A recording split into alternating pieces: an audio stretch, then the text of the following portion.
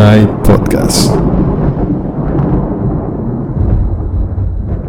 Amigos, bienvenidos a otro episodio más del Tonight Podcast. Regresamos a estos temas en los que le dedicamos este tiempo a hablar a uno de los autores de cómic más importantes que tenemos en la historieta, que ha trascendido incluso a su trabajo hacia el cine. Ahorita vamos a platicar de todo esto. Y pues para seguir aumentando de tamaño nuestros episodios especiales que dedicamos a los autores, y para ello me va a estar acompañando Abraham Martínez, Cuervo Oscuro.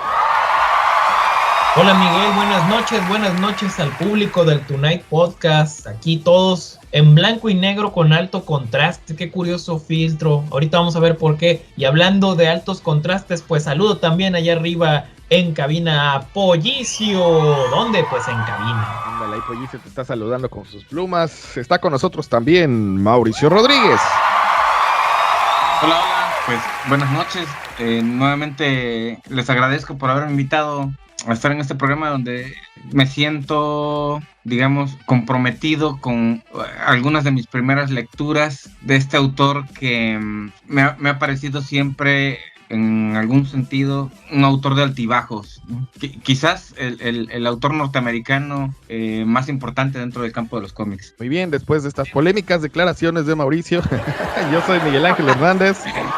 Y pues eso vamos a estar platicando de Frank Miller, pero antes vamos a inaugurar una nueva sección aquí en el Tonight Podcast. Vamos a estar platicando de qué estamos leyendo o qué estamos viendo nosotros, los que participamos en este episodio. Antes ya de entrar en el tema de lleno, te tendría que preguntar primero, Abraham, ¿qué estás viendo, qué estás leyendo en estos momentos que nos puedas recomendar? O no recomendar, también puede ser. Bueno, pues como ya saben, ahora las series de televisión, pues todo lo tenemos disponible en streaming. Estoy viendo la última temporada de Star Trek Discovery. Ya está por terminar en este mes, así que yo se las recomiendo mucho a los que quieran ver algo realmente más allá de donde se ha ido antes en la franquicia de Star Trek. Y de estar leyendo, bueno, estoy releyendo Drácula. ¿La de Mignola? No, Drácula, la novela de Bram Stoker. Un círculo de lectura que vamos a tener en Monterrey el 4 de mayo del 2024. A ver, Mauricio, ¿tú qué andas viendo, qué andas leyendo? Cuéntanos. Pues bueno, yo leí en la semana un cómic que se llama Video Noir. Lo escribió Carlos Trillo y lo ilustró Eduardo Rizzo. Es una recopilación, una novela gráfica que no me da casi ningún dato, digamos, acerca de en qué tiempo fue elaborada esta obra. No sé si fue de lo último que realizó Rizzo y Trillo, pero sí me parece que debe de ser de sus últimas obras, dado que Rizzo ya tiene aquí pues todos los elementos que le conocemos a él como dominante, digamos, de los claros oscuros, ¿no? De estas viñetas cargadas de sombra, que precisamente nos remiten un poquito al autor del que vamos a hablar el día de hoy, y que fue, digamos, como el que abrió brecha o camino en Estados Unidos a este tipo de estilos, ¿no? Y bueno, prácticamente Video Noir trata sobre una mujer que tiene un ejército de niños diabólicos, ¿no? Que esta mujer es muy conocida en las pantallas, es muy popular, es una especie de demonio y tiene una hueste de niños que le cubre todos sus posibles fechorías, ¿no? Es una obra muy bien dibujada y la publica Gárgola Ediciones. Es una historia autoconclusiva. Yo calculo que deben de ser alrededor de unas 80 páginas, 90 páginas, y es de lo mejorcito que le he visto en dibujo a Eduardo Rizzo en esa época, ¿no? Y de libros, también acabo de terminar un libro de una colección que publicó el Consejo Nacional para la Cultura y las Artes. Es una colección que se llama Mirada Viajera, y esa colección son puras obras en donde a través de la mirada de extranjeros te vas encontrando con una apreciación de México del siglo XX o XIX. Y este libro se llama Último año de residencia en México y lo escribe Federico Cornelio Aguilar. Son las cartas de este señor, Federico Cornelio. Era un predicador que andaba acá en México en el siglo XIX y pues te describe cómo era la vida en México en esos años, ¿no? Y está interesante, está bastante interesante. Y bueno, él era colombiano y constantemente está comparando tanto a el comportamiento de la gente en México contra el de su gente en Colombia, ¿no? Así como las diferencias digamos que en cultura, en alimentos, en desarrollo económico, etcétera, ¿no? Hace una serie de comparaciones y de paralelismos que te ayuda como a entender mejor cómo era la vida en esos años. Bueno, fue en esta época teníamos el régimen de Don Porfirio y bueno, de eso va el libro y está interesante. Además de que son libros interesantes, los encuentras a veces a un precio de risa, ¿no? En su momento creo que me costó 50 pesos ahí en una librería Educal. Me pareció por ese precio una lectura interesante de abordar y no me arrepiento. Muy bien, Mauricio. Yo les platico que estoy leyendo Batman y Superman, este cómic que está publicando DC recientemente con Mark Waid y con Dan Mora. Y qué bárbaro. Tenía rato que un cómic de superhéroes no me entretenía tanto, como que siempre están muy telegrafiados de que en 2 o 3 páginas lo que plantean ya sabes de qué va a tratar todo el cómic y cómo lo van a resolver. Y aquí entra muy bien en el género Mark Waid de superhéroes, entretenimiento, ¿no? Tal cual, pero te lo sabe manejar también, o sea, ya se le nota el colmillazo a Mark Waid, que si llegas al final del cómic y dices, bueno, ¿cómo lo va a resolver esto, no? Los metió en una broncota y no tienes ni idea y quieres seguir leyendo, o sea, me volví a sentir así como cuando estaba chavo y leía cómics de superhéroes. Y si a eso le sumas el increíble dibujo de Dan Mora, que no sé, tiene como un dejillo ahí de animación, pero también su trazo de repente te recuerda a Alan Davis, de repente te recuerda a José Luis García López, de repente a Greg Capullo, pero yo pensaba en Capullo cuando lo veía. Con su propia personalidad, o sea, Dan Mora ya como que hay dejillos ahí, sabes que son sus influencias, pero él ya pone su impronta, él ya pone su propio estilo y qué bárbaro, qué bueno es Dan Mora en su trazo, muy, muy dinámico, muy, muy, muy bonito la forma en la que dibuja los personajes, cómo dibuja a Batman entre las sombras, le da mucha personalidad a los personajes y son cómics muy, muy padres. Contrario a, por ejemplo, antes de ese cómic me leí el Spider-Verse famoso, nunca lo había leído, y yo ya bastantes, pues como buenas cosas del Spider-Verse, y resultó que, no sé, se me hizo un cómic medio aburridón, porque es como una especie de 2 partes en que primero hay un problema, lo resuelven, y ya a la mitad otra vez el problema se le sale del cajón, así tal cual, y otra vez tienen que volver a resolver lo mismo que pasó en la primera parte, o sea, no sé, sentí como que, mira, tuvimos éxito, pues vamos a repetirlo. ¿Y qué hacemos? No, pues vuelve a ocupar el mismo guión y... Oye, pero ese Spider-Verse es donde hay una multitud de dibujantes, ¿no? Justo a eso iba. Ahí iba a platicarles eso, que incluso hay un montón de dibujantes y también hay un montón de escritores que de repente ponen como historias cortas de lo que pasa en otro universo de Spider-Man y mantienen como una línea muy seria y luego en el siguiente número todo es como risas y comedia y luego el siguiente número es una cosa dramática, entonces no es homogéneo, no mantiene como una línea así que digas, hay un editor que les dijo, váyanse por aquí porque pues vamos a ir, no sé, haciendo como una curva para que vayan hacia arriba todos y luego hacia abajo y no, está como muy inconexo. Sí se siente muy Spider-Verse, o sea, sí sientes como que estás saltando de una dimensión a otra porque son tantos estilos que dices, mira, este está padre, este ya no tanto, esto en serio, ¿por qué los ponen a publicar? Si me tienen a mí, me pueden hablar por teléfono. Sí, no, de plano, había unos dibujantes que dices, ¿en serio? ¿En serio estos están en Marvel? Y había otros que obviamente no ni les reclamas la calidad ni nada, son buenísimos, pero los guiones sí, no sé, se me hicieron muy flojitos. En fin, no, pues es la opinión aquí de su servidor. Yo les recomiendo más Batman y Superman Oye, de Mark Waid y Dan Mora. ¿Coipel colabora ahí? Hizo los primeros numerillos, los hizo Coipel. Yo me leí el omnibus famoso de Spider-Man. Algunas viñetas de Coipel.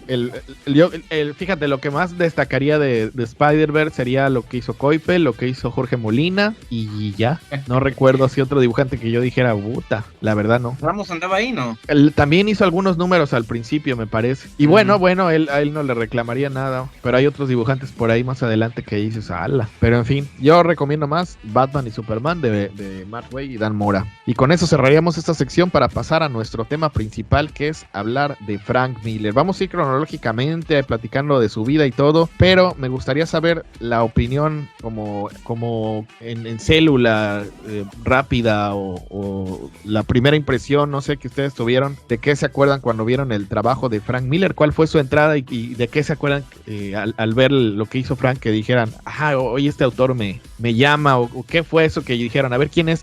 Se llama Frank Miller. A ver, Mauricio, empezamos contigo ahora. Sí, bueno, probablemente mi primer encuentro con Frank Miller haya sido Batman año 1.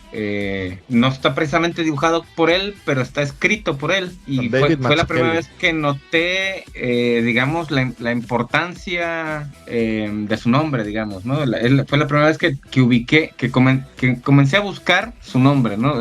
Después de haber leído Batman año 1, dije, bueno, es un escritor que hay que seguirle la pista. Ya después averigüé que también dibujaba, ¿no? Y lo comencé a ver en Daredevil, pero vamos, digamos, mi primer encuentro con ese autor fue en esa obra, que es una de mis favoritas digamos, de toda su bibliografía. Yo creo que esa estaría en mi top 3, yo creo, fácilmente. ¿Y tú, Abraham? Fíjate que, como dice Mauricio, pues a Frank Miller ya, digo, los que leíamos Batman cuando lo publicaba Vid, pues por ahí habíamos visto guiones. Pero a mí la primera impresión que tengo de Frank Miller, que me impresionó muchísimo, fue a mediados de los 90s, cuando sale Sin City en el Dark Horse Presents y veo esta portada con este manejo de los altos contrastes. No, se me cayó la boca y dije, pero ¿cómo es posible que no le había? O sea,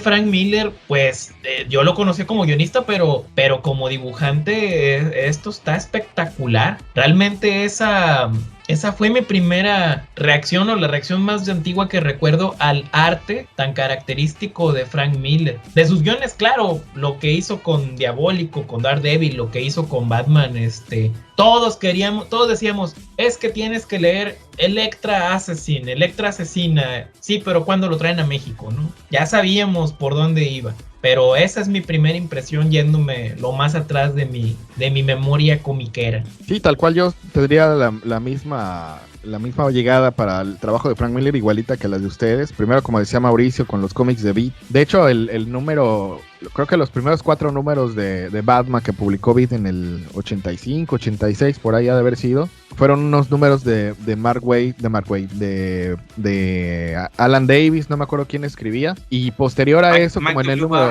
Mike W. Barr, sí. Y posterior a eso, como en el número 5 o 6 metieron Batman año 1 y estaba con David Mazzucchelli y yo era un niño de 6 años que estaba leyendo de una Selina Kyle prostituta que estaba en las calles de Ciudad Gótica llenas de criminales, que los políticos y la policía estaban relacionadas con el crimen. Y yo dije, wow, ahí me explotó la cabeza, ¿no? Porque pasaba de Mike W. Barr, que pues era como el típico cómic de superhéroes, y de repente ya no, ya de repente era Frank Miller entrando a platicarte algo que parecía demasiado real, que decías, es que si Batman existiera sería así como este cómic, y enseguida, uno tan pequeñito, pero ya empezabas como a distanciar a un autor de otro a la hora de escribir. Y como dices, Abraham, ya sabía uno de la fama de Frank Miller, pero fue hasta que empezaron a publicar aquí en México estos cómics de Dark Horse, del sello de Legends que sacaron Sin City, y que veías el dibujo ahora de Frank Miller, que pues los veías en los anuncios de las revistas que nos llegaban acá, que era Wizard o Comics Descent,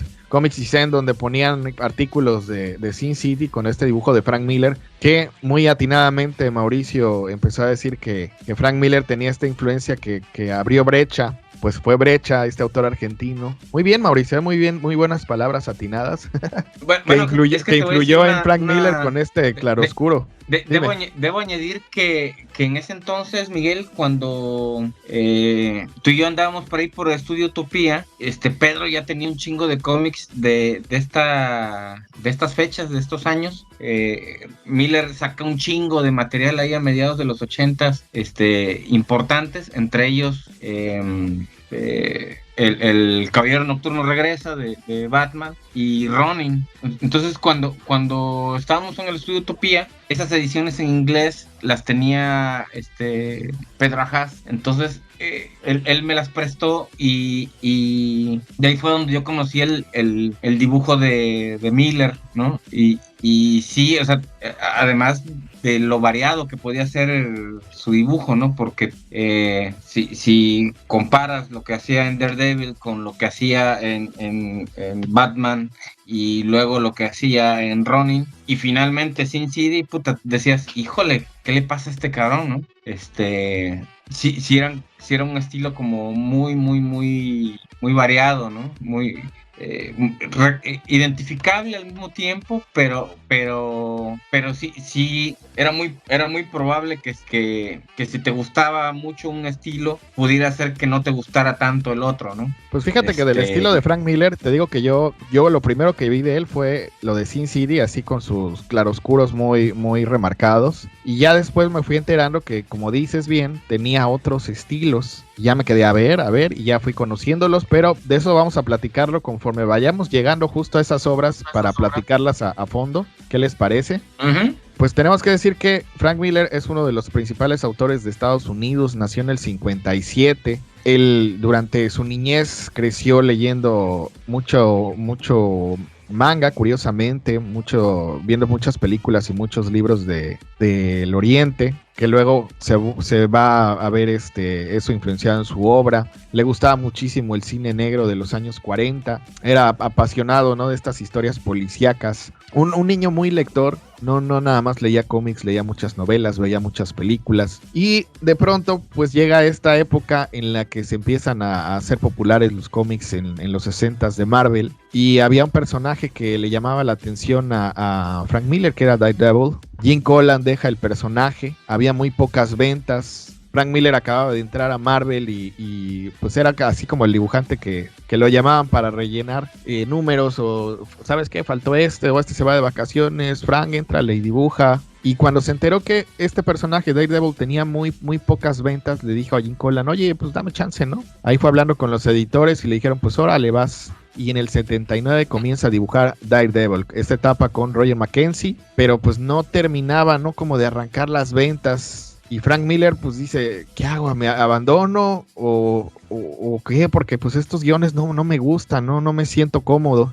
Y entonces se avienta a decirle al editor, déjame escribir a mí, yo creo que puedo hacer algo mejor. Y señores, a ver, vamos a empezar contigo, Abraham. ¿De qué te acuerdas de esta primera etapa de Daredevil con Frank Miller al mando? Pues fíjate que igual como mencionaste ahorita, las influencias de Frank Miller en el noir, pues me era muy notorio esto de vamos a hacer que Nueva York sea no la ciudad brillante de los Cuatro Fantásticos, sino esta Hell's Kitchen, este barrio feo, peligroso, lleno de criminales, oscuro.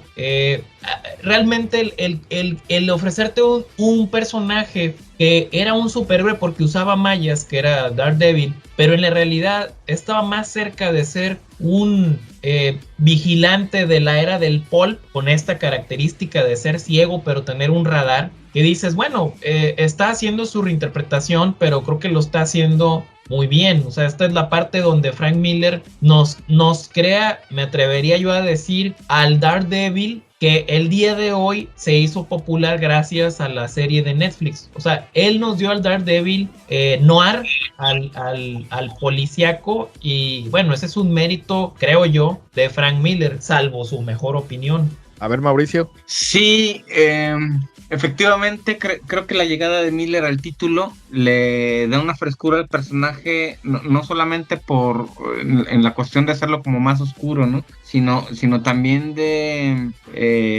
hacer como una estética de la figura del personaje en cuestión. Siempre lo ves ágil, tiene una forma de moverse que es muy particular del personaje se mueve distinto a Spider-Man, por ejemplo. Lo sientes diferente y lo sientes además muy real, ¿no? Porque va agregando poco a poco personajes que ya existían dentro de la mitología del Daredevil, pero los va haciendo como más humanos, ¿no? Inclusive esta relación del Kingpin que tiene con su esposa, que se enamora, y que sería como la base principal para la adaptación a la serie, ¿no? Toda esta época, esta etapa. Entonces, yo sí diría que sí hay una aportación muy grande de Miller al personaje, y bueno, fue el que lo lleva como a la fama, lo logra hacer notable, a resaltarlo de lo que era hasta entonces, ¿no? Claro, y uno de sus personajes más importantes fue esta ninja mercenaria que creó, que se llama Elektra, un personaje importante dentro de la mitología de Daredevil. Cuéntanos, Mauricio, ¿qué opinas de Elektra? No, bueno, sí es cierto que lo crea Miller y logra en un solo capítulo, en un solo episodio, desarrollar la historia del personaje, ¿no? Y lo hace súper atractivo. Y cuando digo atractivo, no me refiero al hecho estético, ¿no? Sino al alma del personaje. Lo sientes muy real. Y algo que no había mencionado es que también de alguna manera institucionaliza cómo se mimetiza el trabajo de un entintador con un dibujante, ¿no? Porque llega un momento en el cual Miller confía tanto en el entintador que los dos parecen uno solo, ¿no?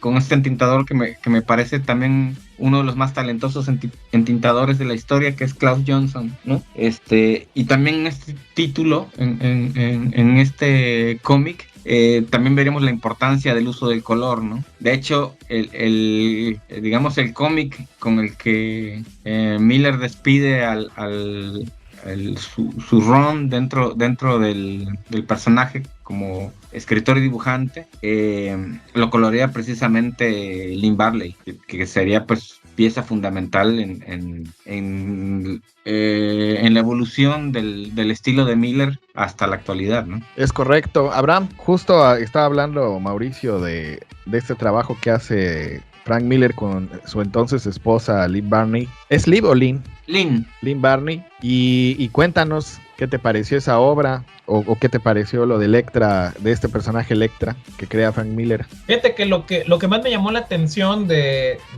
el trabajo de Elektra, como dices, empiezo a notar yo al menos en mi percepción, siento como que Miller empieza a ser un poco más fluido en su trazo. O sea, se empieza a ver como, yo decía, ¿por qué le tiembla la mano? O sea, como si las líneas fueran más irregulares, no tan rectas. No sé si a lo mejor es una idea mía y estoy equivocado, pero eso fue lo primero que noté. No se me hizo mal, pero sí como que empecé a notar este aumento en las arrugas de la ropa, en las arrugas de la cara, en las manos. No sé si ustedes lo notaron igual ese brinquito justamente aquí, o yo estoy siendo muy quisquilloso. Me imagino que se empezó a sentir más cómodo y empezó a suavizar más su trazo, porque sí se notan más las líneas más sueltas, y le ayuda un poco que justo lo que hablaba Mauricio, que hacía mucho trabajo con entintado por Klaus Jansson o por Rubinstein, que son entintadores que usan pincel y hacen esos trazos largos con el pincel, que dan le dan como ese toque de dinamismo a cualquier dibujante. ¿O tú qué piensas, Mauricio? Sí, no tanto Rubinstein, porque él sí como que termina más la figura. O sea, Jansson la deja más suelta y hace un trabajo interesante, porque Jansson se apoya no solamente en la plumilla, sino del pincel, de una manera en que va dejando manchones en los contornos. Digamos que el estilo de Jansson es más de interpretación. O sea, hay ciertas manchas que te sugieren el contenido de la figura. No es tan definido. También en algún momento hay un fuerte uso de pantallas también, ¿no? Que ayudan como también a darle su estilo. Pero sí entiendo de dónde viene lo que dice Abraham, porque al inicio la figura entintada o dibujada por Miller es mucho más sólida, mucho más definida, y después eso se va perdiendo, pero es porque también se va creando ese estilo de Miller-Jansson, ¿no? Se va transformando el estilo de ambos, tanto al dibujo como a la tinta, ¿no? Inclusive hay algunos números donde Miller solamente hace bocetos y Jansson los termina, ¿no? Eso creo que es fundamental, pero sí me parece que es a partir un poco de la aparición, se da casi con los mismos capítulos donde aparece Elektra, que se comienza a transformar este estilo, ¿no? Y bueno, ya en los últimos números, por ejemplo, después con la muerte de Elektra y su resurrección, ya se pierde totalmente. Inclusive ya hay un manejo del color mucho más intenso. O sea, ya no solamente es la tinta terminando el dibujo, sino es el color terminando el dibujo, ¿no? Termina de definirlo con el color, ¿no? Eso también se vuelve un aspecto interesante de la obra, pero esa evolución sí se va dando de manera muy, muy bonita. O sea, ya que lo estás leyendo, sí vas sintiendo ese trabajo gráfico como evolutivo y no lo sientes en el fondo, ¿no? Porque no los notas, quiero decir, o sea, estás tan enfrascado en la lectura que no notas que se va transformando el estilo de Miller y Jansson hasta convertirse a veces en algo muy figurativo, ¿no? Claro, y deja grandes sagas ahí, Frank Miller. Ya lo platicaste ahorita, lo de la saga de Elektra, la muerte de Elektra, El hombre sin miedo. Posterior a lo de Daredevil, se pasa él a dibujar algunos cómics de Spider-Man, de Doctor Strange, de Wolverine. De Wolverine, pues está todo ese run de que se va a Japón, ¿no? Con lo de Mariko y todo esto. ¿Se acuerdan de algunos números que les hayan llamado la atención de esa época una vez que Frank Miller sale de Daredevil? ¿Abraham? Mira, lo que me viene a la mente ahorita es precisamente, tú mencionas esa serie de Wolverine en Japón, porque yo la leí cuando salió el TPB, o sea, cuando salen en este recopilatorio muy, muy clásico. Fíjate, otra cosa que le gusta mucho a Miller, aparte del noir, pues son los ninjas. Entonces, este cómic donde Wolverine va a Japón y enfrenta ahí unos ninjas de, creo que es, ¿cómo se llama esta organización? La mano, ¿no? O sea, como que dice, pues sí, también quiero hacer cosas estilo el cine japonés de los samuráis, pero también de los yakuza modernos, y sigue por esta vertiente de la acción, de mucha acción, pero con este elemento de la cultura oriental, que creo que marginalmente sí se había mencionado ya el asunto de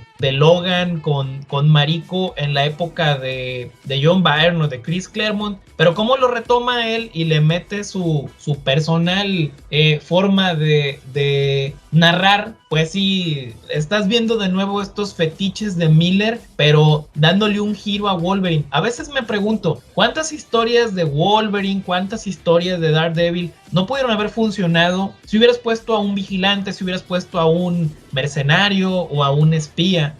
Tal vez hubieran funcionado exactamente de la misma manera. Como que él decía, bueno, no es el tema de que Wolverine tenga garras o que Daredevil esté ciego, sino el entorno en el que se mueve. Y me voy a hacer un super flash forward, y creo que esto ocurre con Holy Terror, pero lo vamos a hablar más adelante. Ándale. Pues mira, justo con estos números de Daredevil, de Wolverine, de todo lo que hace en Marvel, se había ganado una reputación, Frank, de buen escritor, de buen autor. Empezó a vender bastante y fue tanta la confianza que justo se alió con Steve Gerber para crear un cómic de la Trinidad de DC, ¿no? Iba a ser un cómic de Superman, Batman y Wonder Woman. Le llevan la propuesta a DC, pero a DC como que no le encanta. Sin embargo, pues ellos querían trabajar con Frank Miller y le dijeron, ¿sabes qué? Te damos luz verde, esta miniserie que quieres hacer no nos late tanto, pero ¿por qué no danos otra propuesta y te la publicamos con estos mismos personajes o no sé? Se va Frank Miller a su casa y regresa nada más y nada menos con El Caballero Oscuro. Ahí nada más, ¿no? Le aventaron le dieron como cheque en blanco a Frank Miller y regresó con esto en DC. Y pues es un parteaguas en la carrera de Frank, y no solo en la carrera, sino en los cómics. Es uno de los cómics con más influencia, con más paso fuerte, ¿no? Sobre la industria. Cuéntanos tu impresión sobre este cómic del Caballero Oscuro, Mauricio. ¿Cómo lo leíste? ¿De qué te acuerdas? ¿Qué te gustaría platicar de esta obra? Bueno, aquí cambia un poquillo el estilo, Frank, ¿eh? Sí. Bueno, cuéntanos. Primero quisiera hacer como una antesala a la mención de esta obra, porque antes de llegar al regreso del Caballero Oscuro o Nocturno, él hace, como mencionaste hace unos momentos, hace una serie de trabajos como dibujante, como mencionaste, la miniserie de Wolverine que la entinta Runstein y la escribe Chris Claremont, y que es una chingonería. Efectivamente, el Caballero Nocturno sale en el 86, pero antes de eso, en el 80, él dibuja para Dennis O'Neil el anual de Amazing Spider-Man número 14, protagonizado por Doctor Strange y Spider-Man, ¿no? En donde el villano es Victor Von Doom y tiende a través de la magia una emboscada al Doctor Extraño. No sé si alguno de ustedes dos ha leído ese cómic, pero si no lo han leído, se los recomiendo encarecidamente. Lo escribe Dennis O'Neil y lo entinta Tom Palmer. Palmer, pues a lo mejor no lo ubicamos así de inmediato como entintador de alguna saga muy, muy conocida. Él entintó durante mucho tiempo a Buscema en Avengers, y hace un trabajo de entintado glorioso, pero además Miller está, digamos, en plena madurez de su estilo, del estilo que lo caracterizó en Daredevil, solo que aquí en esta obra hace en este anual hace un uso del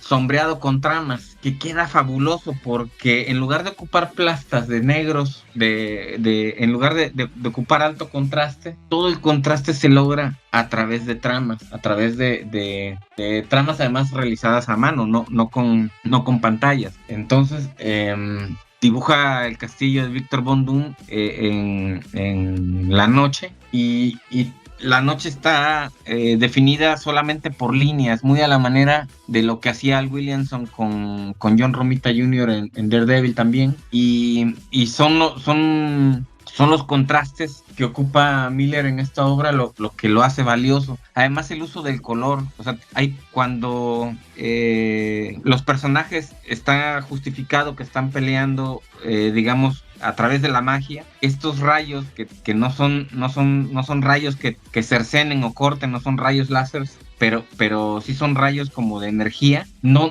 los dibujan, o sea, los colorean, todo está definido por el color. Entonces, este cómic, es una chulada. O sea, para mí es de los mejores cómics que ha dibujado Miller.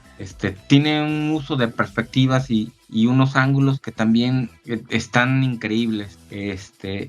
Lo realizó en el año 80, ¿no? El anual número 14 de Amazing. Y que yo lo recuperé.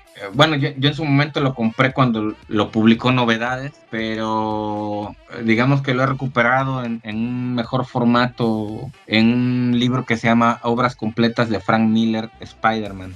Allí viene incluido, junto con otros cómics de la época que también valen la pena, pero digamos que mi tesoro o mi cómic favorito de Miller dibujado de esa época es y viene allí. Y el otro cómic de mis favoritos, que también es de lo mejor de esta época, es el número 191 de Daredevil, que se llama Roulette. es el único trabajo de Miller que yo conozco dentro de Daredevil que está entintado por Terry Austin, muy conocido por haber entintado a Byrne en X-Men. También es de un recurso narrativo bien interesante. Está escrito a manera de one shot, es decir, la historia comienza allí y allí termina. Y si mal no recuerdo, es el número con el que despide al personaje, digamos, ¿no? Después de ello, creo que quien entra a escribir es Denny O'Neil y bueno, es donde Miller deja de dibujar, si mal no recuerdo, deja de dibujar Daredevil. Ese es del 83 y comienza con una reflexión acerca del uso de las armas en Estados Unidos, que estoy seguro que requirió una investigación por parte de Miller acerca del carácter ético, social que tiene el ocupar las armas, ¿no? Hay una reflexión social en este cómic en donde Daredevil juega la ruleta rusa, este juego en donde le pones una bala al arma y giras el depósito de ella para que al azar se vaya accionando hasta que el disparo salga y muera alguno de los dos que participen en este juego, ¿no?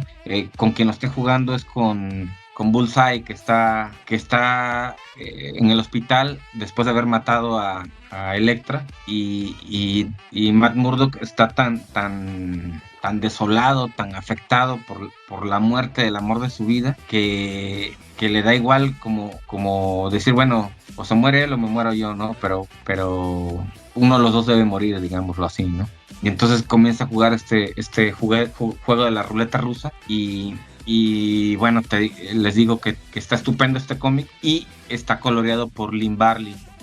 Es un cómic muy, muy, muy bueno y que también me parece que es de los mejores episodios que tiene pues todo el run de Miller dentro de la saga, ¿no? Y bueno, esto es el preámbulo porque al Caballero Nocturno regresa porque deja entrever la madurez de Miller como escritor y cómo va transformándose su estilo. El hecho de que se llevara a Jansson de Daredevil para llevárselo, digamos, al Batman del Caballero Nocturno, también creo que es parte fundamental, que se lleva al entintador y a la colorista, ¿no? De hecho, a la colorista tan se la lleva que se casa con ella, pero el punto aquí es que para ese entonces no eran matrimonio, pero sí digamos, eran un matrimonio creativo en ese entonces. Y el Caballero Nocturno regresa. Sí me acuerdo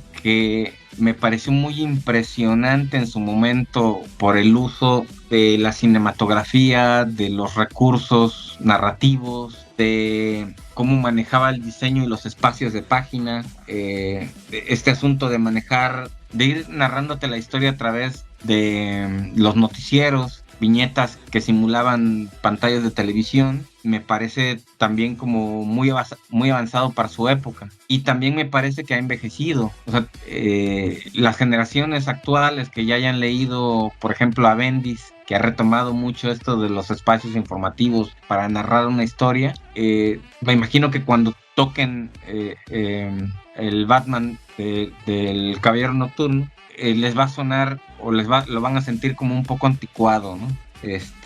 Hay viñetas definitivamente que todavía son muy poderosas. Esa pelea que Batman tiene, un Batman avejentado, tiene con Superman, me parece que en su momento fue muy impresionante para la generación que lo vivió, y creo que todavía a las generaciones actuales que lean ese cómic les puede llamar mucho la atención una pelea así, ¿no?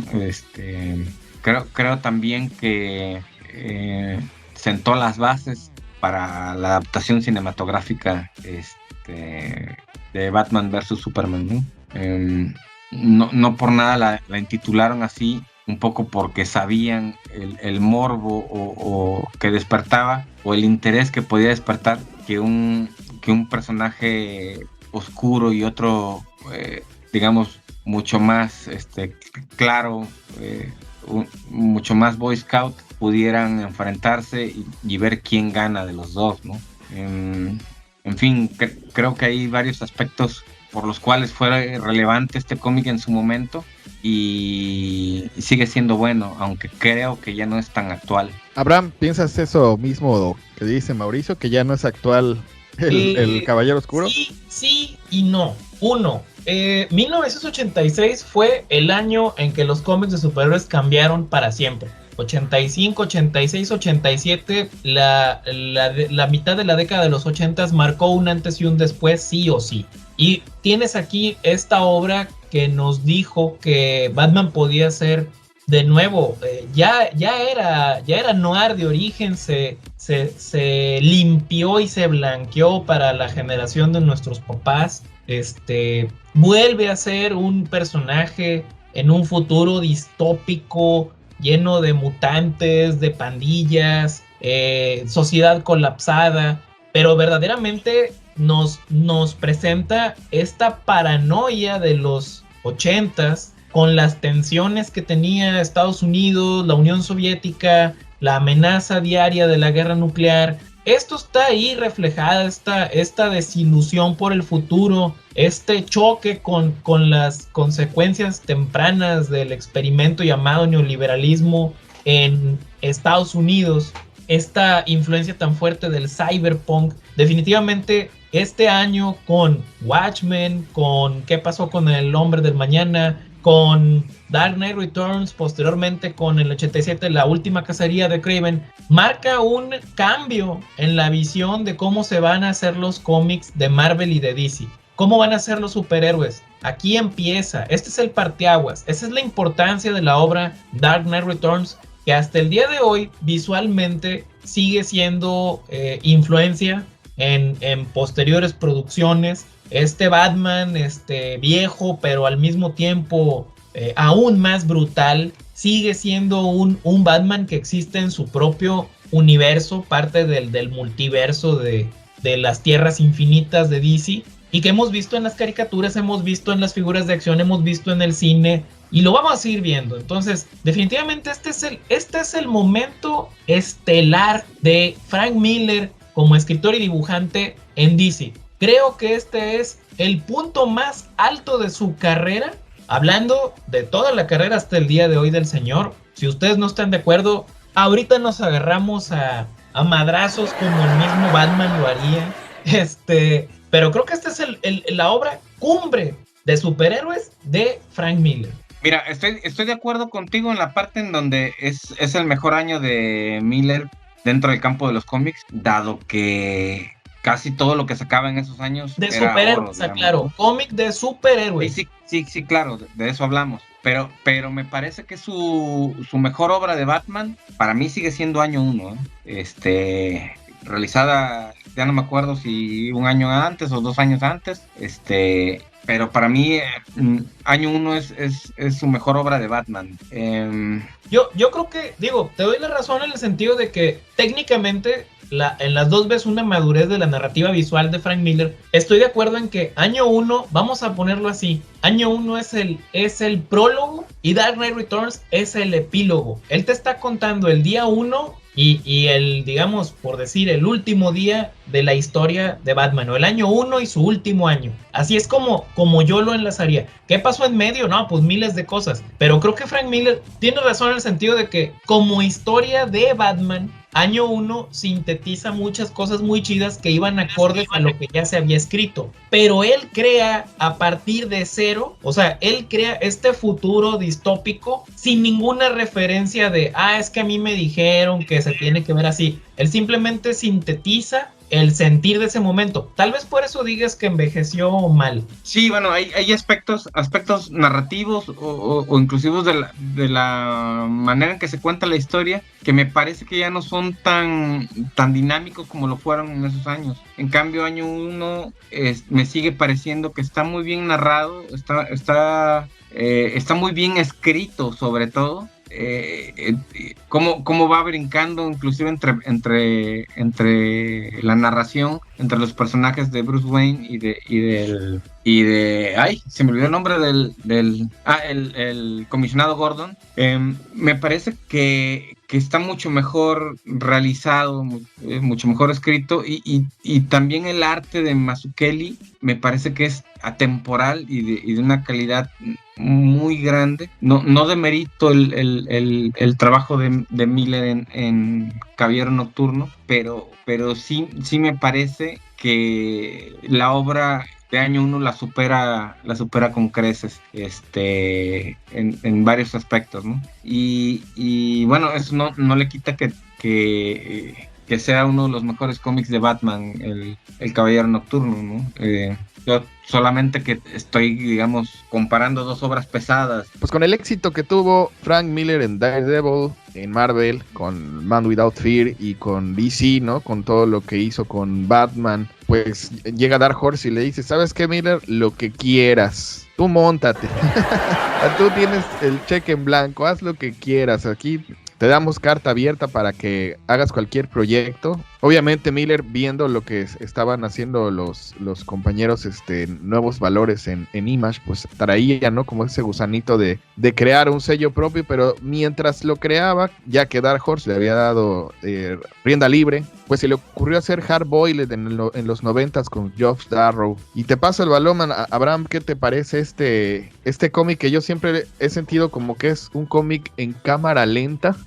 Porque hay que leerlo dos veces, una para disfrutar el guión y otra para disfrutar los dibujitos de George Darrow. Definitivamente, qué cosa tan hermosa esta dupla que hace Frank Miller con Geoff Darrow. En este caso, con Hard Boiled, una historia 100% cyberpunk. Quítense de cosas, esto es el cyberpunk. Noir en un futuro dominado por la robótica, por androides, con asesinatos, con crímenes, con una violencia gráfica. Híjole, de un detalle que, como dices, Miguel, tienes que detenerte para poder apreciar cada cosa. Altamente cinematográfico. Hard Boiled es, yo creo, una de mis obras favoritas de Frank Miller y de lo que estamos hablando ahora. Un día hay que dedicar episodio, ¿no? Me parece que esa obra sí tiene tiene mucha hebrita que sacar. Pues estaba ahí en Dark Horse Frank Miller y pues termina Hard Boiled y él estaba así emocionado, ¿no? Yo tengo que seguir haciendo más cosas. Y pues se le ocurre hacer dupla con Dave Gibbons para hacer todo esto de Martha Washington. Empieza obviamente con Give Me Liberty, después seguiría con más, pero se agarra a otro gran autor, que también es muy buen escritor, por cierto. Pero cuéntanos, Mauricio, ¿tú has leído algo de Martha Washington?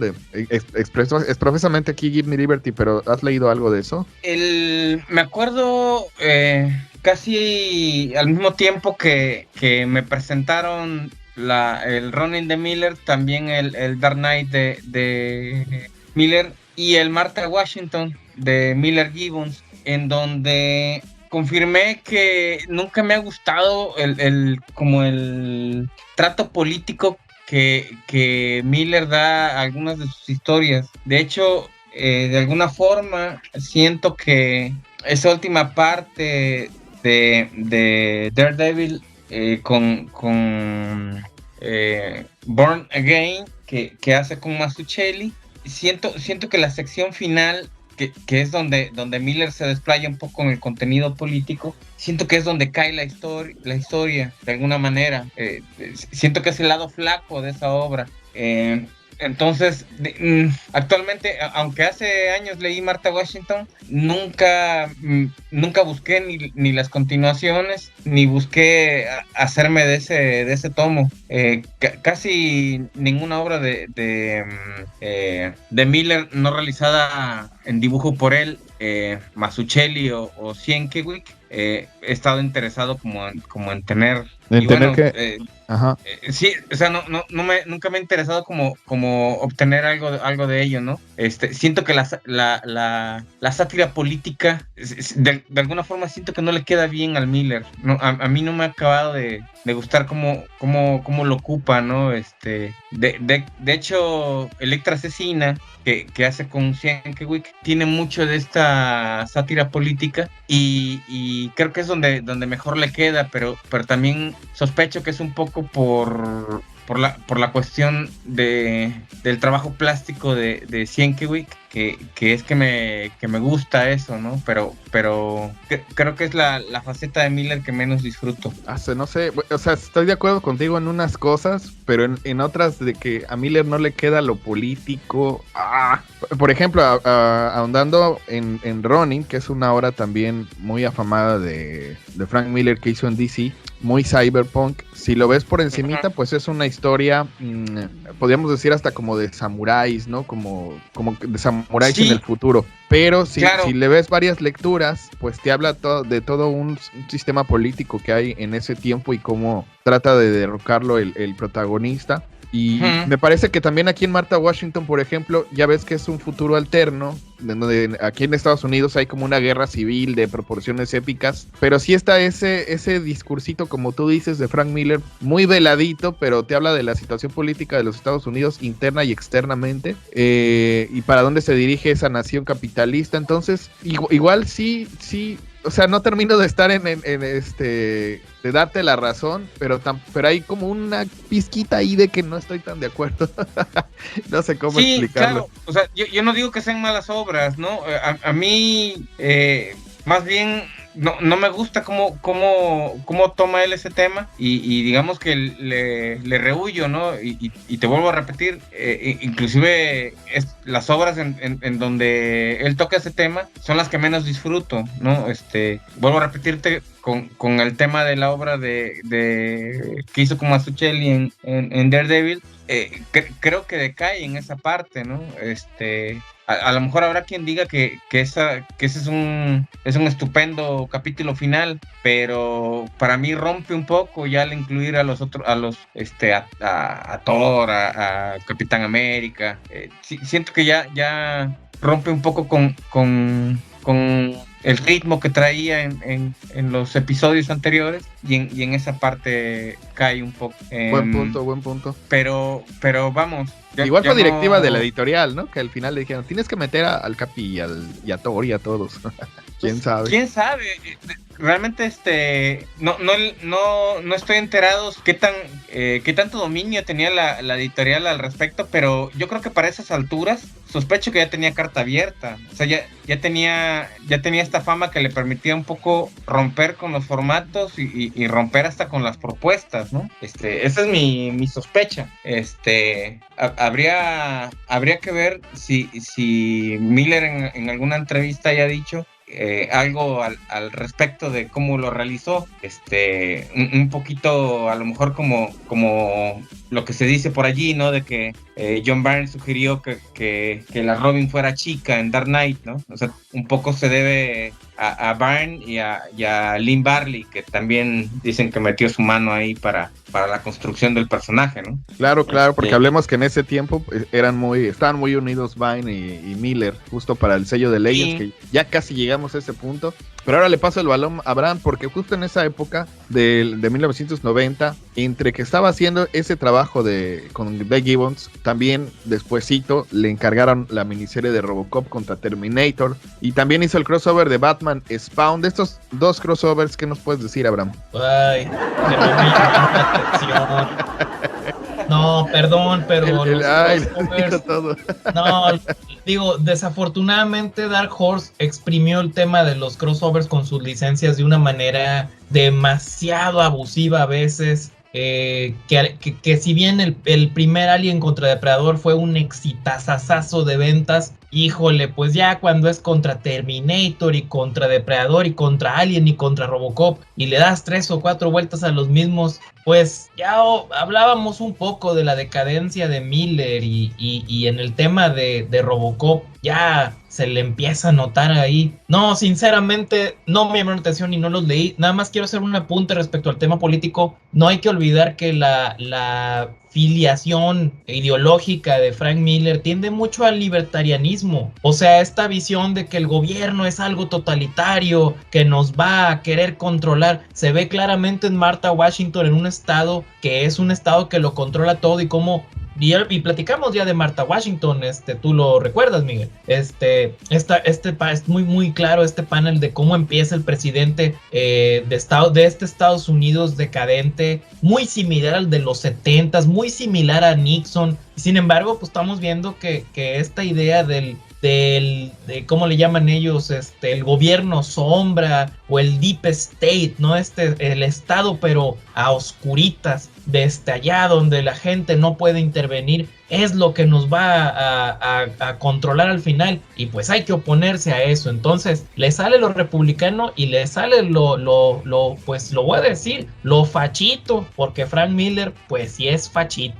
Es correctísimo todo eso que apuntas, Abraham. Y ahora sí, vamos a meternos en lo que estábamos anunciando desde hace mucho. Varios de los autores que ya tenían bastante colmillito. Estamos hablando de Mike Mignola, de John Byrne, de Frank Miller. No me acuerdo quién más estaba en ese grupito. Crean Walter Simonson, crean este sello que se llama... Arthur Adams. Ya, pero sí, ¿cómo se me pudo olvidar Arthur Adams? Claro. Crean este sello que se llamó Legends dentro de Dark Horse para que cada uno tuviera su propia obra y obviamente conservaran los derechos. Y llega esto totalmente del género negro, pulp, Sin City, noir. Mauricio, te tocó una muy buena obra. ¿Qué nos cuentas de Sin City? Pues es una... como te había dicho hace unos minutos, hace ratillo, me parece un poco que Sin City y 300 son como las últimas obras interesantes del Miller, y que un poco después de esto ya no me gusta tanto, ¿no? O ya no me gusta casi nada.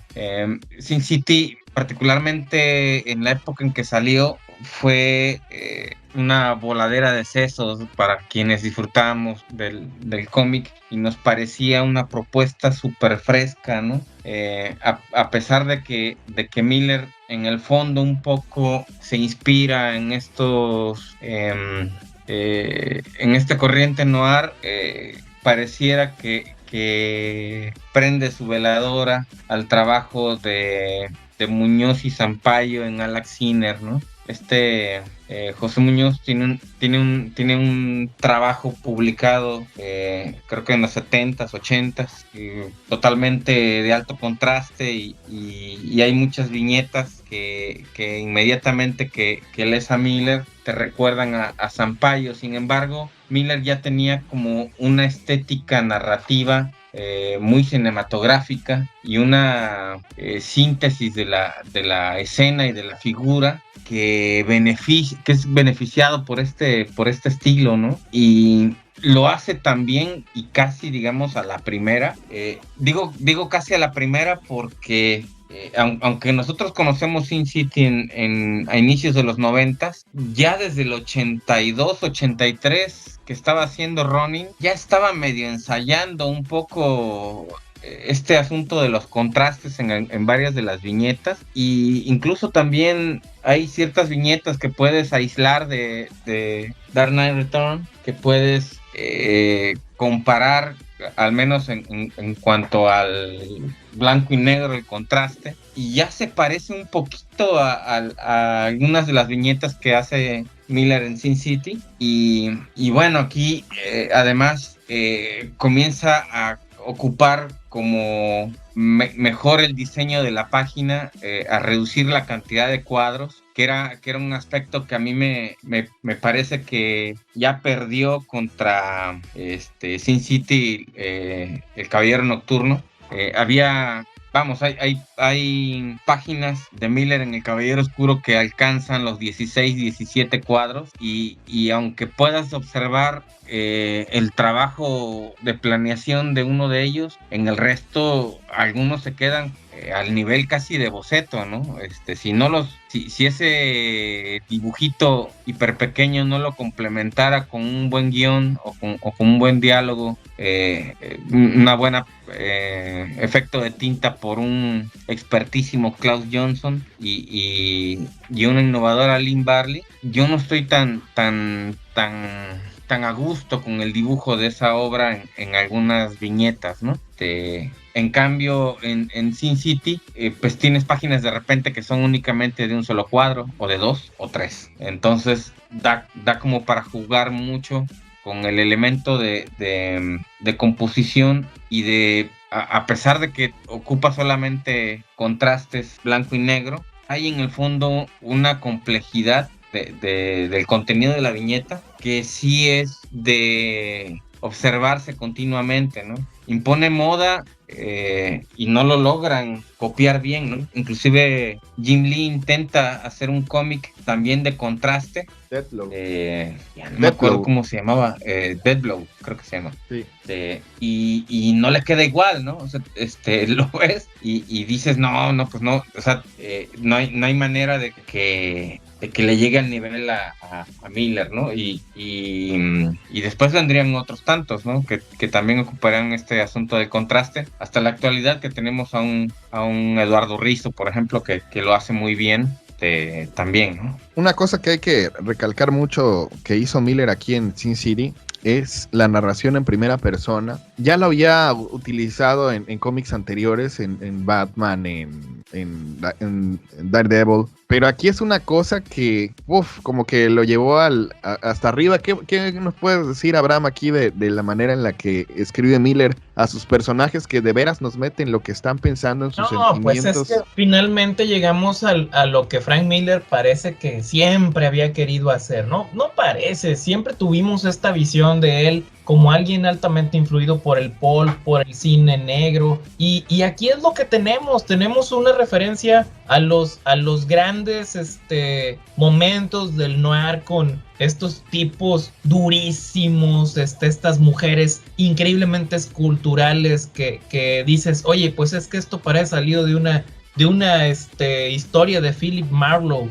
y así es. Y él lo está haciendo y él sabe, y luego se expresa en estos altos contrastes en un mundo horrible que es Sin City, donde no hay un ápice de luz ni de ley. Aquí solo existe la ley del más fuerte y el poder, ¿no? Entonces realmente creo que si hay una obra de Sin City madura para adultos, apegada al género noir, indiscutiblemente es Sin City. Y yo creo que si me dijeran, recomienda una sola obra de Frank Miller, pero no puedes recomendar absolutamente nada más y que le guste a la mayor cantidad de gente, me voy a inclinar por Sin City, porque una historia policíaca de crímenes, urbana, con este nivel de arte, aquí está, y la va a disfrutar el abuelito, el papá, la mamá, el nieto, la nieta, los hijos, ¿no? ¿Por qué? Porque realmente estamos hablando de un cómic maduro para adultos, hecho con toda la mano y con todo el conocimiento de los tropos del género. O sea, simplemente el tipo dijo, todo lo que me gusta y todo lo que sé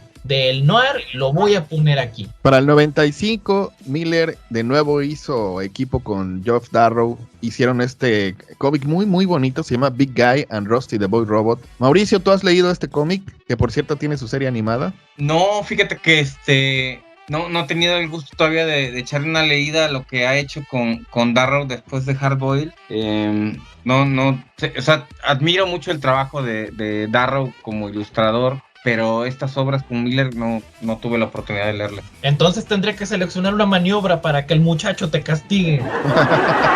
Sí, Geoff Darrow de nuevo, y quería yo mencionarlo porque me encanta Big Guy y Rusty the Boy Robot. De nuevo aquí es Frank Miller diciendo, oye, ¿te gusta Astro Boy? ¿Te gustan los kaiju? ¿Te gusta el anime? Déjame hacerlo a la americana. Y es una gozada, todas las páginas, es una obra hermosísima. Mientras los adultos leen Hard Boiled, deja que los chavos o los niños lean Big Guy y Rusty, que sí, efectivamente se hizo una animación con este estudio de Centrópolis que curiosamente un estudio que nunca he entendido por qué no terminó de despegar. Si tenía propuestas muy chidas, tuvo Hombres de Negro, tuvo Godzilla, la serie animada, y sin embargo, y Big Guy, y como que, pues qué pasaba, ¿no? Como que nomás una temporada y no terminábamos de ver qué pasaba. Luego hablaremos de eso en otro episodio. No, un cómic bellísimo. Aparte tiene una estética así como retro. Autos así como y calles, las calles como de los 50.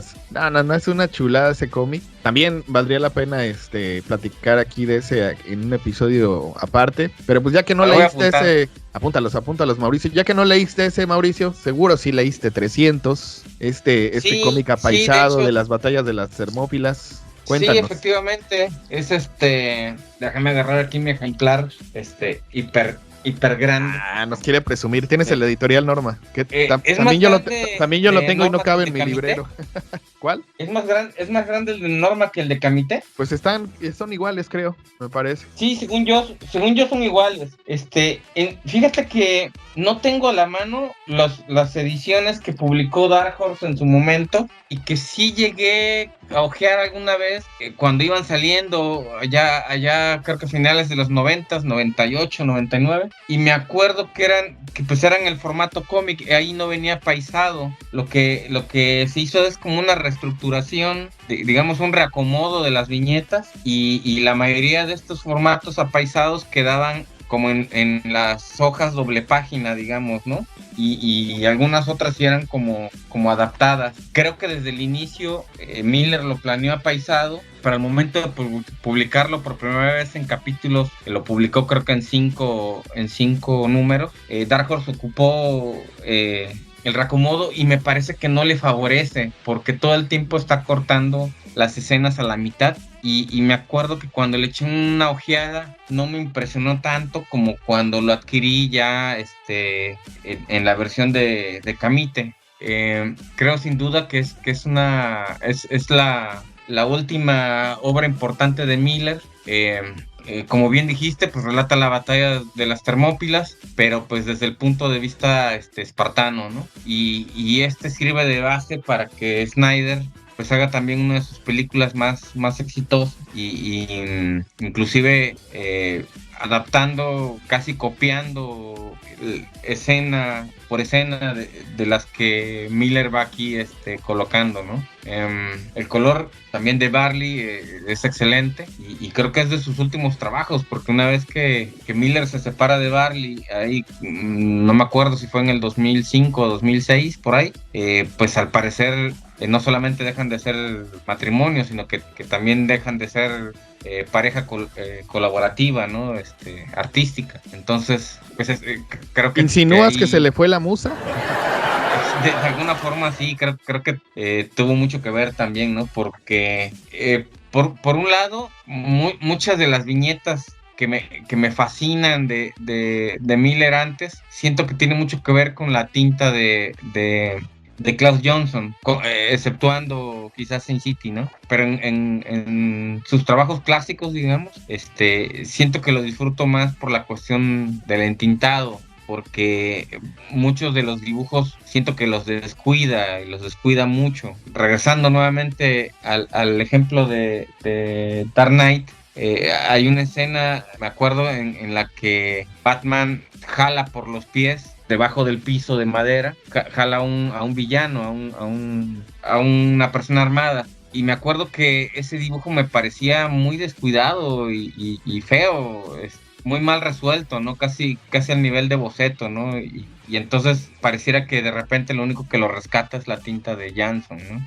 Entonces, creo que sí, el perder esos dos artistas colaborativos que son Klaus Johnson y Lynn Varley, creo que sí pierde parte de la magia Miller en su trazo. La prueba está en que hace la continuación de Dark Knight y todo es caricaturizado, ¿no? Espérate, me estás adelantando. Sí, pero bueno, si quieres pasamos un poco a eso. A lo que me refería pues a que este trabajo me parece digno de adquirirse, y yo lo pondría entre mis favoritos de Miller, ¿no? Pues ya lo decía Mauricio Abraham justo en el 2002, poquito después de que se hizo 300. regresa Miller a DC Comics para hacer la segunda parte de Dark Knight Returns con el The Dark Knight Strikes Again. Y pues cuéntanos, ¿qué te pareció este cómic muy, muy criticado, el DK2?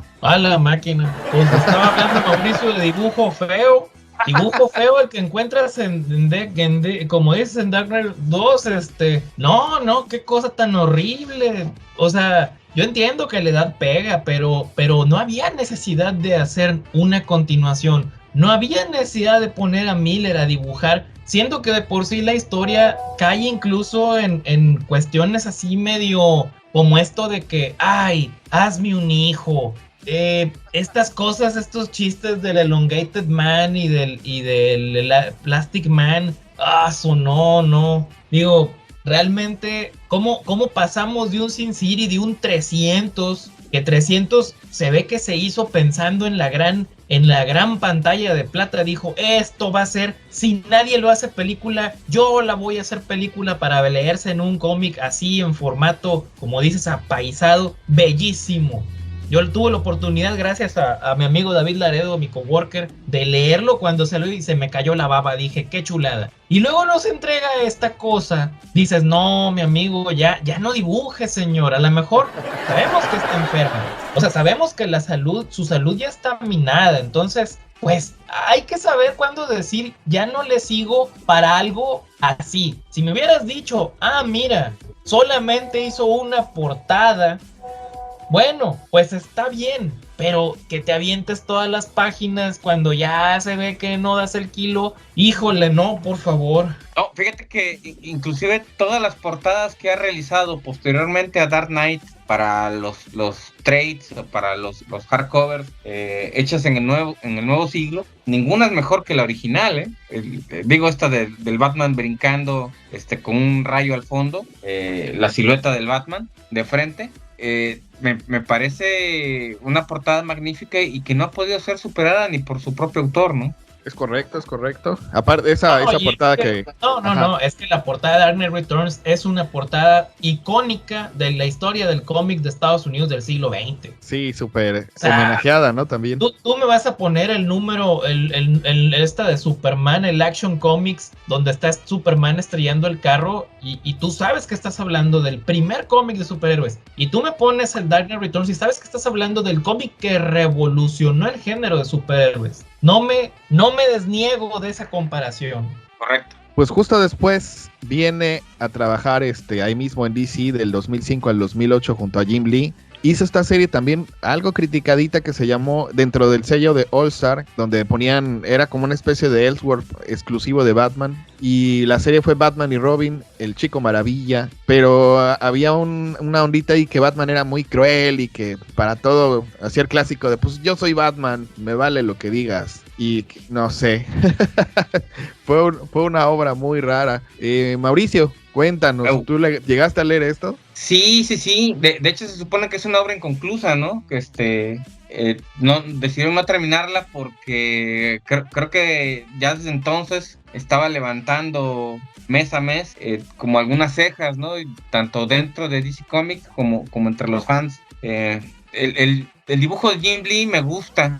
La verdad es que me agrada bastante, pero no así el tratamiento de los personajes, ¿no? Digo, es todo un fanservice ver a Canario Negro dibujada por Jim Lee, pero como que el comportamiento o el alma de los personajes sí quedaba como afectado, ¿no? Prácticamente Miller hace pedazos a Linterna Verde, ¿no? Pareciera que odiara al personaje y lo ridiculiza, ¿no? Sí es verdad que el personaje tiene uno de las debilidades más tontas si lo comparas no sé con la seriedad de los universos plasmados por Miller, ¿no? Pero por un lado sí no veo el sentido de criticar que el punto débil de Linterna Verde sea lo que tenga color amarillo, cuando Miller pone a un avejentado Flecha Verde a saltar entre disparos, faltándole un brazo, toma una flecha, la coloca en su arco con una sola mano mientras da una pirueta en el aire, clava sus dos piernas en una escalera, quedando de cabeza, una de las dos piernas afectada por un disparo de bala, y con los dientes tensa el arco y dispara la flecha hacia Superman con tino, ¿no? Es una escena que me parece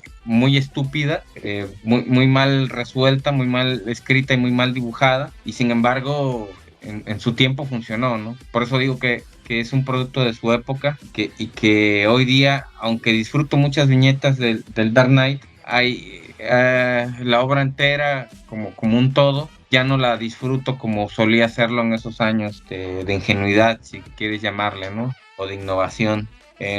Entonces ya venía algo mal acá con el trabajo que hizo con Jim Lee y Scott Williams, pero creo que si por algo es rescatable esa obra, es principalmente por su dibujo más que por su historia, ¿no? Pues en el 2005, una vez que sale este cómic en DC, del que acaba de hablar Mauricio, también se le invita a Frank Miller, Robert Rodríguez, el director de las películas de Sin City, pues lo jala para producir su obra en la pantalla grande, y de hecho está acreditado como codirector junto a Robert Rodríguez de la primera película de Sin City, lo que lo llevó luego también a animarse a dirigir su propia película, que fue El Spirit. Y cuéntanos de estas dos obras cinematográficas, Abraham, una muy buena y la otra ¿por qué me haces como que hace una mueca? No, Miguel. No, pero No. una buena y una... Mira, realmente, o sea, por respeto a la gente que nos escucha, no vi el Spirit y decían por ahí, si no puedes decir algo bueno, mejor no digas nada. No la quise ver, soy honesto, no la quise ver. The Spirit es un personaje de Will Eisner al que le tiene cariño muchas generaciones, del maestro de la narrativa gráfica americana. Y cuando empecé a ver cosas del diseño y tráiler y comentarios, dije, mejor no meto eso en mi cabeza. Hiciste bien. No, déjale, creo que tiene el pecado más grande que puede haber una película, que es aburrida. Sí, que dices, no pasa nada. Adelante, yo la vi por ver a Scarlett Johansson, pero también incluso ella está desperdiciada, ¿no? Claro. Bueno, Abraham, cuéntanos de Sin City, de la primer Sin City. No, bueno, vamos al lado contrario. Robert Rodríguez hace un excelente trabajo de adaptación, entendiendo perfectamente bien esta parte de los claroscuros, jugando muy bien con cómo hacer el maquillaje, cómo trasladar a blanco y negro. El tipo entiende el cine de blanco y negro, integra muy bien That Yellow Bastard, que es la única parte que tiene que haber en color en Sin City, y el casting es impecable, o sea, elige es de nuevo. Humphrey Bogart como actor en Hollywood deriva de él muchos otros actores que son el tipo rudo, y el más reciente estereotipo de tipo rudo pues es Bruce Willis. Pero no solamente está Bruce Willis, o sea, a mí realmente me sorprende mucho y para mí, aunque Jessica Alba hace un increíble papel, pero realmente aquí lo que vamos a encontrar que hace esta Rosario Dawson, wow, o sea, yo dije, qué mujer, o sea, Rosario Dawson te está transmitiendo toda la vibra que te transmití en el cómic. Excelente dirección, excelentes actores, excelente historia, por supuesto, porque está basado en esta obra, en esta antología de Miller. Y mis respetos también para la música, porque hay un par de escenas por ahí donde sale, creo que Vinicio del Toro, que suena La Noche de los Mayas. Señores, si esto no es saber dónde ponerlo, no sé qué sea. Al contrario de Spirit, ahora sí les digo, es muy bonito contrastar, leer el cómic de Sin City y luego ver la película y poder hallar estos paralelismos en la lírica de la prosa, en la narrativa y en las imágenes. Ahí sí, recomendación como para quienes quieren hacer cómic, quienes quieren hacer cine, agarren estas dos obras y hagan el contraste y vean que sí se puede trasladar a cine una obra tan visualmente rica, con sus diferencias, pero cada una respetando sus virtudes propias del medio en el que se está haciendo. Justo en esa escena que decías de Vinicio del Toro, en Sin City, esa estuvo dirigida por Tarantino, porque pues es muy amigo de Robert Rodríguez. Entonces Tarantino dirigió esa famosa escena donde están en el carro. buenísima. Yo también me encanta, coincido contigo, Abraham, que esa parte donde sale Rosario Dawson, todo como estas prostitutas, ¿no? Que se van a defender de lo que les provocó una de ellas, una de su grupo que las traiciona, que justo es Alexis Bledel, que es la Gilmore Gear, y que aprovecha también Robert Rodríguez sus ojazos azules para también nada más poner el color azul de sus ojos y todo lo demás en blanco y negro. No, buenísima. La primera de Sin City. La segunda es buena, pero no tiene la magia que tiene la primera. La primera es muy, muy bonita. Posteriormente, después del paso que tiene por el cine Frank Miller, a lo mejor un poco decepcionado por la respuesta que tuvo por The Spirit, regresa a los cómics y hace la tercera parte del The Dark Knight. En esta ocasión lo coescribe con Brian Azzarello. Andy Kubert y Klaus Jansson dibujan. Es uno de los cómics más vendidos ese año, esos años del 2015 al 2017, que fue cuando salió. Mauricio, ¿tú llegaste a leer esta obra? Sí, fíjate que sí me la topé y me la iba reventando conforme iba saliendo semana a semana un cómic de esta miniserie. Sí siento que le inyecta un poquito de aire fresco a ¿cómo podremos decirlo? Pues a la franquicia, ¿no? Digo, ya después del fiasco de la primera continuación, creo que no se atrevieron a pedirle a Miller que la dibujara, ¿no? Y entonces se trajeron a Kubert, a Andy, que me parece un buen dibujante. Hay obra suya que a veces no me termina de gustar, pero me parece que aquí sí logra un buen trabajo. El guión tiene sus pegas, hay cosas que me gustan, hay cosas que no. Me parece que podríamos resumirlo a que Batman reúne a todos los superhéroes para combatir a los kryptonianos, ¿no? Que tienen de alguna manera dominado el mundo, ¿no? Entonces me parece que pierde un poco de carácter urbano que tenía originalmente Dark Knight, pero me parece que gana en el aspecto comercial, ¿no? Parece una buena historia de la Liga de la Justicia. Y viéndolo así, es bastante disfrutable, principalmente por el dibujo de Kubert.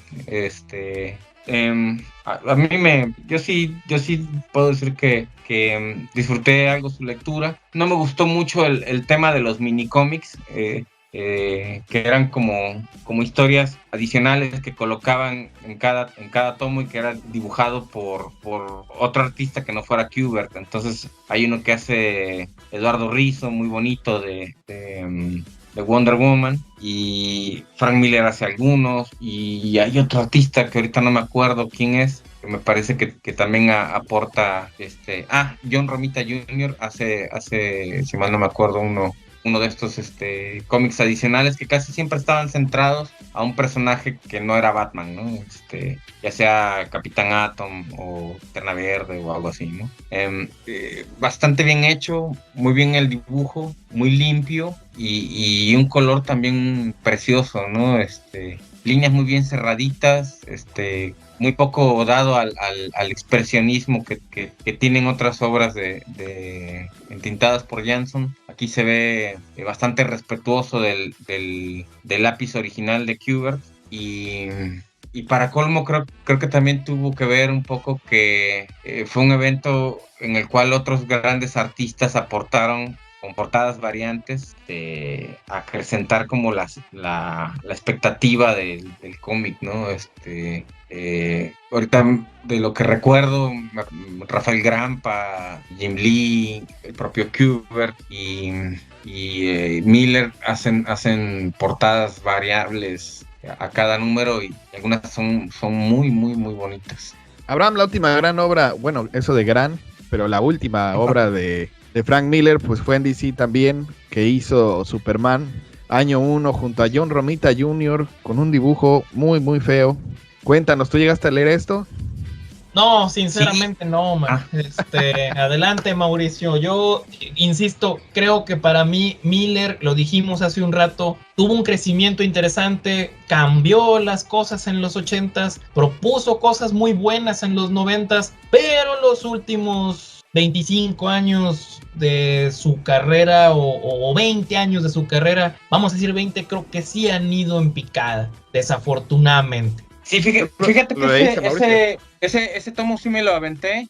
Inclusive lo compré porque me atrajo mucho el formato, que es como europeo, pasta dura. Lo dibujaba John Romita Jr. y había visto una viñeta en blanco y negro promocionándola, una página, John Romita Jr., entintado por Danny Mickey, y me había parecido bellísima, en blanco y negro, a dibujo y tinta, ¿no? Y de hecho, la viñeta la página me sigue pareciendo muy, muy bella, inclusive con color, pero ya cuando lees la historia completa ya la juzgas como un todo, si dices caramba, ¿no? Porque además, Romita Jr. creo que recurre mucho al truco para sacar adelante varias páginas, ¿no? Sí hay algunas viñetas muy bien trabajadas, pero hay otras que, caramba, pierde de proporción, están solucionadas de una manera que no me explico cómo lo estaba haciendo, si tenía demasiada chamba y estaba haciendo a lo mejor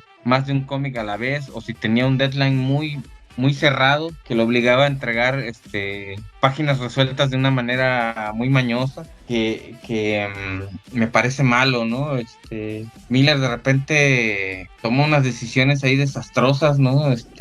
Nuevamente este rollo medio nacionalista que tiene, le vas a tomar la decisión de que de repente dice, bueno, si yo fuera Clark Kent y tuviera como el chingo de poderes en la juventud, pues yo sí me enlistaría al ejército e iría a salvar a los soldados americanos, ¿no? Contra la gente en Oriente, ¿no? No sé, me parece que Miller toma decisiones erráticas, inclusive se le ocurre por ahí que el único peligro del cual podría Clark Kent salvar a Lana es de un atentado de violación, por ejemplo. En fin, hay varias escenas que no... En el mito del Superman no acaban de encajar, no me acaban de gustar, y me parecen como contrarias a lo que es el alma del personaje, ¿no? Lo quiere como meter todo, ¿no? Mete también el romance de Superman con Lori Lemaris, ¿no? Que también se me hace muy mal manejado.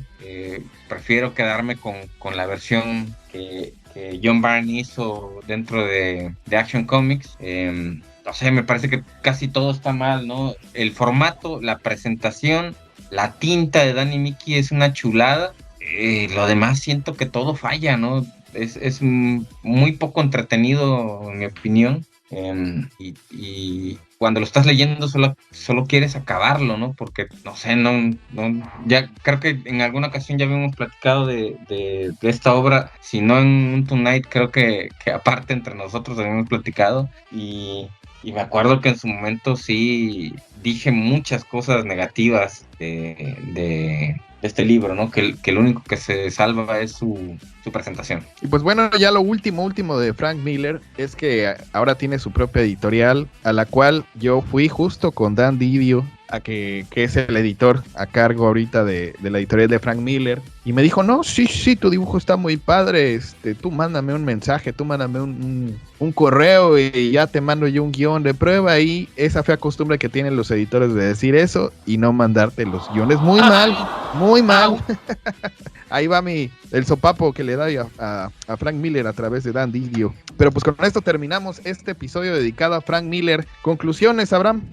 Bueno, pues siempre hablamos, sobre todo con el paso del tiempo, que una obra debe ser juzgada con su contexto, o sea, es decir, ahorita pues hemos hablado mucho del Frank Miller que revoluciona, el Frank Miller que propone el noir, su cúspide, todas estas cosas, y también de su declive, pero la obra queda ahí, y podemos volver a leer su Daredevil, podemos volver a leer su Dark Knight, podemos volver a leer todas sus obras, y juzgarla como, bueno, estás hablando de un autor que bebe de estas fuentes y que publica en los Estados Unidos del final del siglo XX y de principios del siglo XXI, y yo creo que eso nos hace lectores inteligentes, más allá de criticar o juzgar si Frank Miller es republicano, si es libertario, si es fachoso, si dibuja feo, si hace apología del crimen, que es una crítica muy constante hacia el género del noir, infundada, debo decirlo. Pues vamos a meternos un poco más a entender el contexto, y yo creo que la historia juzgará su obra con justicia, que el saldo de la balanza será positivo para él, porque lo que ha aportado ha sido mucho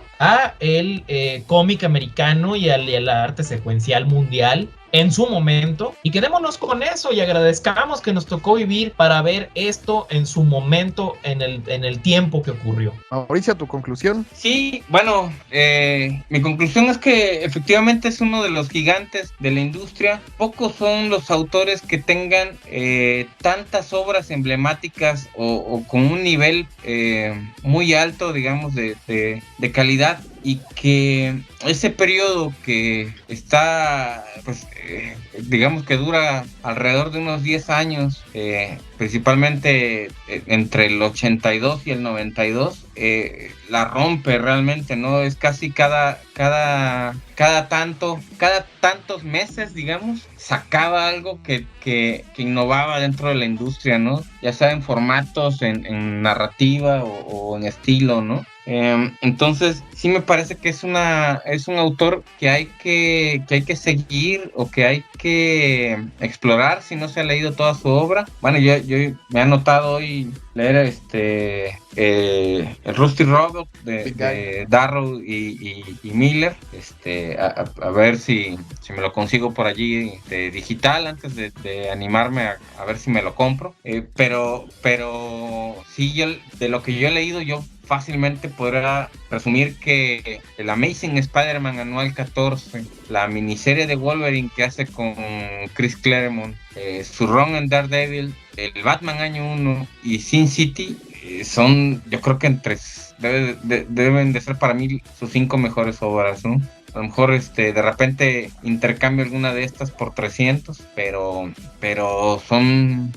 En realidad son muchas, o sea, digo 5 y siento que traiciono dejando alguna de las obras que hizo con Sienkiewicz, pero sí es un autor digno de explorar y de aprender. O sea, aunque hoy he hablado mal de Dark Knight Return, creo que es un cómic del cual hay ciertas viñetas que me parecen impresionantes, muy bien realizadas, que no le diría que no a una edición de estas que ya sobresalen su tamaño actualmente, que imprimen en un formato casi original, casi al tamaño original, para un mayor goce o disfrute de la línea, ¿no? del trabajo gráfico.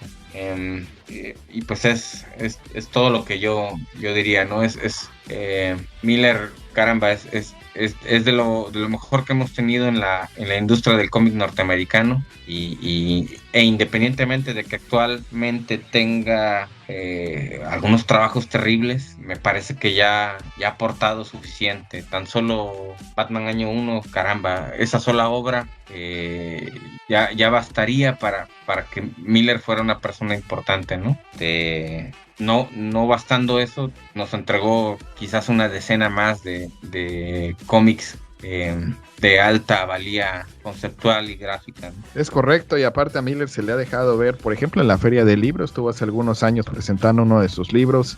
Es un tipo que le gusta viajar, es un tipo que le gusta estar en convenciones, sigue muy en contacto con la gente, es uno de los grandes, ya lo decía Mauricio, su obra, simplemente la de Batman año 1, que también concuerdo, es de mis favoritas de él, es de esas cosas que cuando las lees te deja tanto cariño y de vez en cuando regresas. Si hay una obra que he leído muchísimas veces, justo es Batman año 1. Y pues nada, es uno, como decía Abraham, es uno de los grandes autores, tiene muchísima, fue muy prolífico, es muy prolífico, tiene mucha obra de donde rascarle. Y pues ya aquí les dejamos todo un compilado de obras que nosotros estamos recomendando. Y no me queda más que agradecer aquí a Mauricio y a Abraham por estar platicando de Frank Miller en el Tonight Podcast. Redes sociales, Abraham. Pues ya lo saben, www.fantasiasparanoctámbulos.com, en redes sociales, en X, en Threads, en Instagram, en Facebook, me encuentran como Cuervo Oscuro. Mauricio. Pues igual, como ya he mencionado en otros programas, tengo Facebook e Instagram, me aparezco como Mau Rodríguez, MAW, Mau, y Rodríguez abreviado, ¿no? Bueno, en Facebook no está abreviado, en Instagram sí, y pues por ahí los puedo leer o comentar algo. Yo soy Miguel Ángel Hernández, a mí me encuentran en Instagram como Miguel Ángel HDZ Art, en Facebook como Miguel Ángel Hernández Art, y pues aquí en los episodios del Tonight Podcast. Muchas gracias por vernos, muchas gracias por oírnos, y nosotros nos despedimos hasta el siguiente episodio. Chao. A la vista.